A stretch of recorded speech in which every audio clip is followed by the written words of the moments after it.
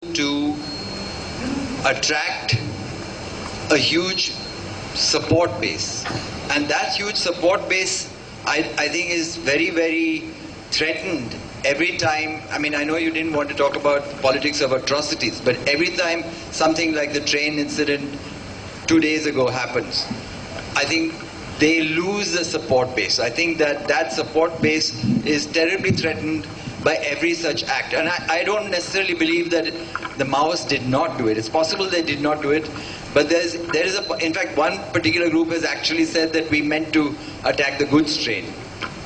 So what happened was an accident, but we did attack the goods train. Every time you take a decision to do something like that, which has what the Americans call collateral damage, and if the Maoists also tolerate collateral damage, I think that it hurts their cause terribly. Okay, I think that here,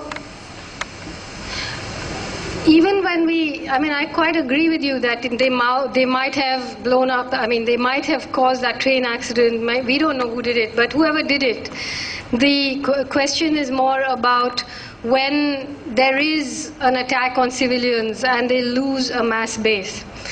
First of all, I agree that if the Maoists were to make it a point to attack civilians, they will completely lose their base. But I don't think that any guerrilla force, I think that's the thing that's up front in their minds, because they cannot survive for even a day without the support, active support of civilians. They can't. It's not a question of pointing a gun to people's heads and saying, give us food. It doesn't work like that. They have to be accepted. Otherwise it won't. And the minute they stop being accepted, they will no longer be, of course there'll still be Maoists, but they won't have the kind of support that will call a hall full of people in to debate the issue. They'll become redundant.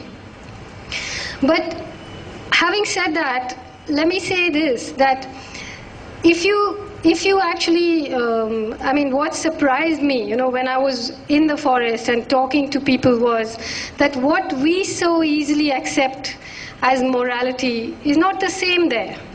Because people have been fighting for so many years, and what violence means in that society is totally different from what it means to us.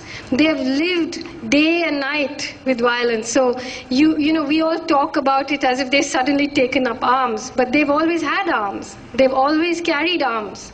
They have, even now, the militias, they don't have anything new. They still have, point is, whether you have a bow and arrow, or you have an axe, or you have a hathoda, they're prepared to use it.